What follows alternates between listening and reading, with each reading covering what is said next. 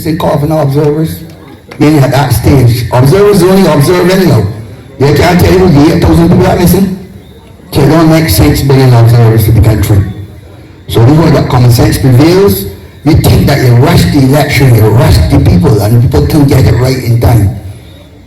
That is the problem.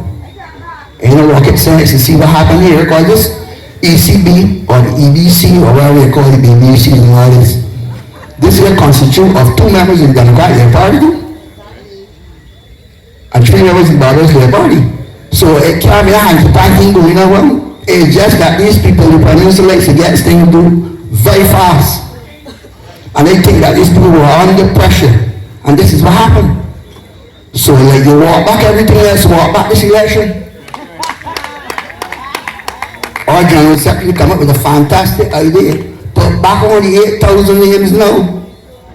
Dead, alive, half dead, half alive. Put back on the 8,000 names now.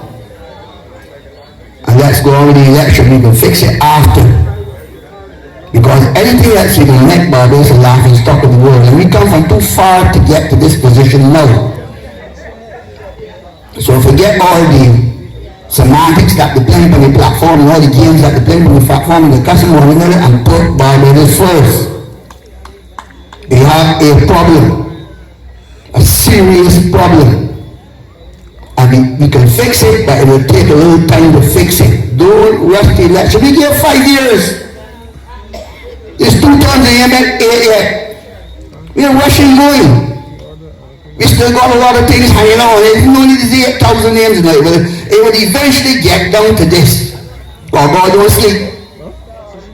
A lot of foolishness happening. A lot of things that should have come to light before the election.